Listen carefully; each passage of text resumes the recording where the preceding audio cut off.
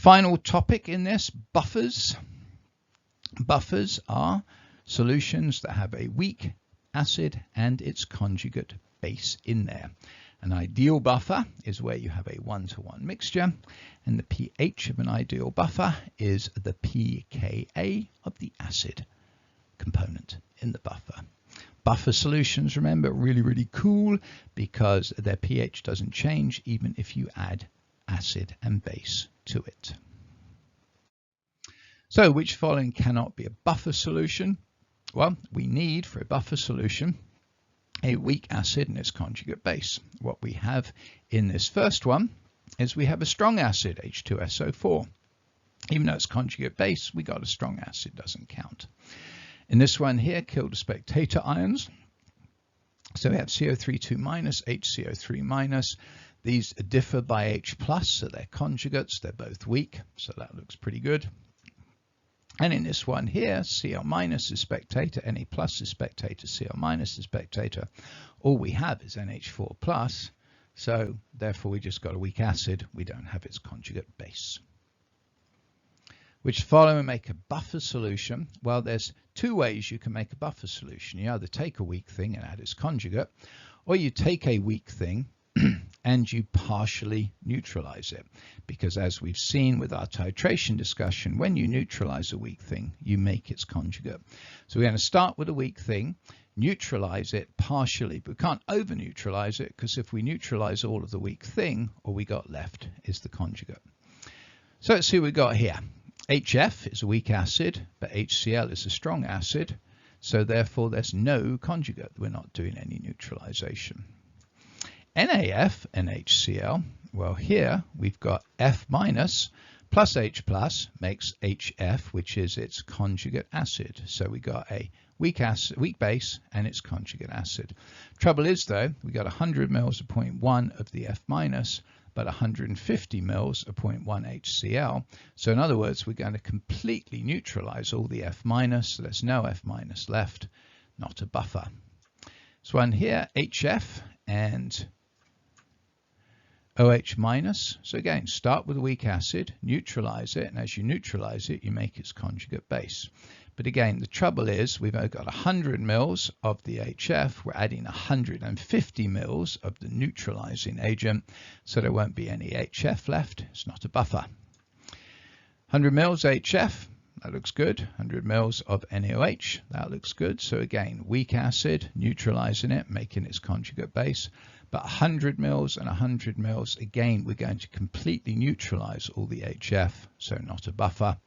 So this last one better be it, right? Well, again, it's the same reaction. Weak acid neutralized with the OH- to make its conjugate base. But in this case, we got more of the HF than we have of the OH-. So therefore, even after adding all this neutralization, which is going to have turned every bit of the NaOH is going to make some of the F-, we've still got 50 mils left, if you like, of the HF. So we got weak acid, conjugate base. It is a buffer. Pair solution maintains a pH of 7, which is the best choice to use. Okay, well, an ideal buffer is the conjugate pair of weak substances, so therefore we can't just use water there. Okay, and for the pH of 7, ideally the pH is the pKa of the acid bit, so we want an acid that has a pKa of about 7. So when we spread all these out a little bit, acetic acid, Ka 1.8 times 10 to minus 5, pKa 4.74, hypochlorous acid, pKa 7.54, phenol, pKa of 10, benzoic acid, pKa of 4.2. So which one of these has a pKa closest to 7? It's using hypochlorous acid. So that would be the acid component for us to use. Now pH of a solution, 1 molar HF, 0.4 molar Kf. Give you the Ka value. Here is our nice little dissociation for HF.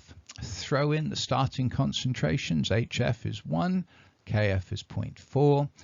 Usual change line.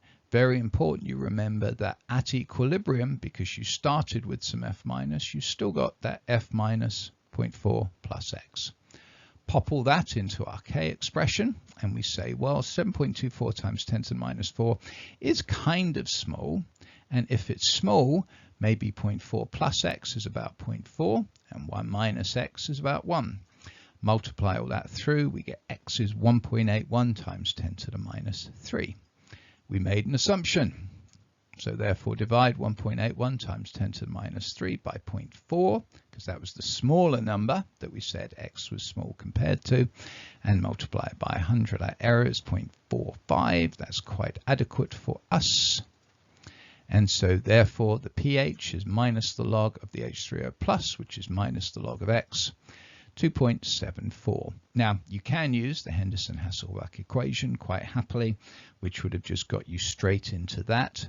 But I figure, why memorize an extra equation that you may or may not be able to use depending upon the particular solution? Why not just think it through like we've been thinking everything through up till now anyway? Last question. H3O plus of the solution made when we take 1 gram of NH4Cl, dissolve it in 30 mils of a solution. So the first thing is, what's the concentration of NH4Cl? Well, it's 1 gram divided by the molar mass, 53.5, divided by the volume in liters or cubic decimeters, 0.03. So the concentration of NH4Cl, 0.632 molar. And of course, the concentration of NH3 is just 3 molar. Now, of course, NH4Cl, the Cl minus is a spectator ion, so let's lose that. And what we see is we've got NH4 plus there from the NH4Cl, NH3, a conjugate acid-base pair, a buffer solution. Again, we could use the Henderson-Hasselbalch equation, but let's go through and do it from first principles. Always react up the neutral part. NH3 is our base plus water makes the conjugate acid NH4 plus OH minus. Set up the SCA chart. There's the NH3 we got 3 of, NH4 plus 0.632 of at the start, none of the OH minus at the start. Usual change line minus XX and X, so there's the equilibrium. Throw that into the KB expression and we get this nasty looking thing. Well, I'm going to assume, because this is very late in the day, that 1.8 times 10 to the minus 5 is small enough, so I can lose the plus x there, I can lose the minus x there, pop it in as so. Solve it and we get x is 8.5 times 10 to the minus 5. Now 8.5 times 10 to the minus 5 is definitely small compared to these two, so I'm not even going to do an actual check, I can just do a visual check. So x 8.5 times 10 to the minus 5. Now x, of course, is the concentration of OH minus, so we can get the POH, or we can get the H3O plus. In this particular case, H3O plus times OH minus is Kw, 1 times 10 to the minus 14. So the H3O plus is 1.2 times 10 to the minus 10. I fell into my own trap there. I didn't ask you for the pH. If I'd asked for the pH, at this point, I would have gone to the POH. I just wanted the H3O plus. So once you got the H3O plus, use the fact that H3O plus times OH minus is 1 times 10 to the minus 14.